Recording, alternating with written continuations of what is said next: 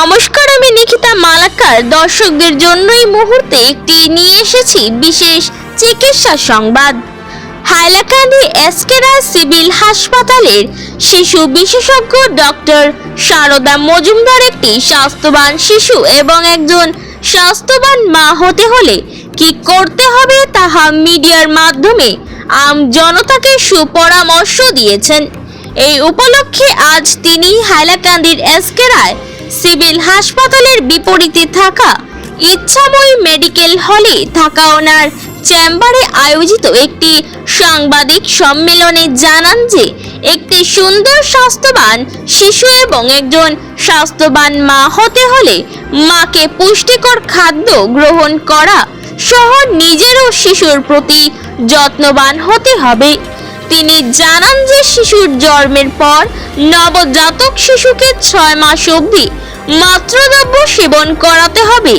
এছাড়াও শিশুকে সুস্থ শরীরে রাখতে হলে শিশুর জন্মের পূর্বে গর্ভবতী মাকে অ্যাটেনশনাল কেয়ারে থাকতে হবে। এরপর শিশুর জন্মের পর শিশুকে মাতৃদ্রব্য সেবন করা সহ টিকাকরণ পদ্ধতি অবলম্বন করতে হবে।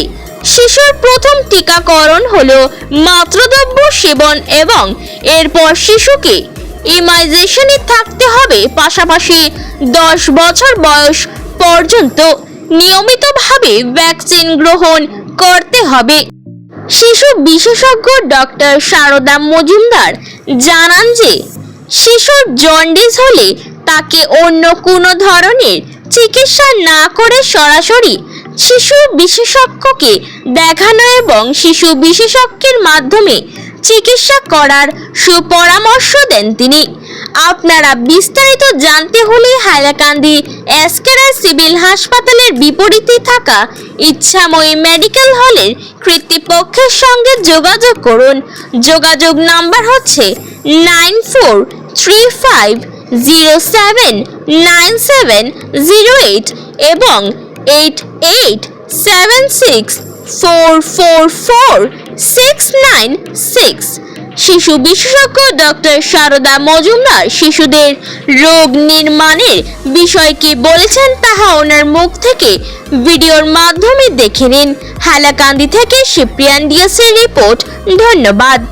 বাচ্চাগুলো জন্ম হচ্ছে and it is sometimes indicated due to maternal complication and sometimes due to child complications or fetal complications. अभी हम लोग यहाँ उपस्थित है हाइलाकंदी एसके राय सिविल अस्पताल के child specialist doctor Sharda Majumdar madam के चैम्बर में। तो मैडम बच्चों और माँ के बारे में हमारे मीडिया को जानकारी देंगे कि जितनी भी बीमारियां हैं कुछ नियम है जो पालन करने से बच्चे रोग से निरामय पा सकते हैं, माँ भी रोग से निरामय पा सकते हैं। तो बच्चे को और माँ को क्या क्या चीज़ करने से रोग निरामय हो सकता है, इसके बारे में डॉक्टर साहिबा हमारे मीडिया के माध्यम से आम जनताओं को जानकारी देंगे। तो मैडम पहले तो आपको स्वागतम।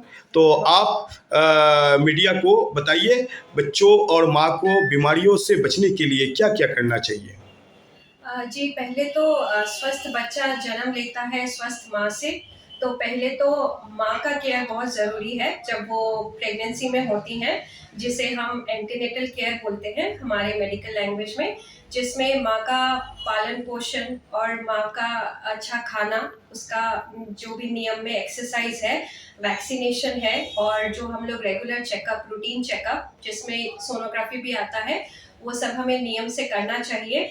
और इसके साथ साथ अगर माँ में कुछ कॉम्प्लिकेशंस होते हैं, जैसे कि गायनेकोलॉजिस्ट एडवाइस करते हैं कि अगर उनका हाई बीपी है या फिर उनको शुगर का प्रॉब्लम है या फिर उनको थायराइड का प्रॉब्लम है, अगर ये सब है तो फिर रेगुलर चेकअप में जो उन्हें दवाइयाँ दी जाती हैं या ट्रीटमेंट के लिए जो भी कुछ बोला जाता है वो पालन करें। और साथ में जब ये सब हो तब उसके बाद हम एक स्वस्थ बच्चा पाते हैं।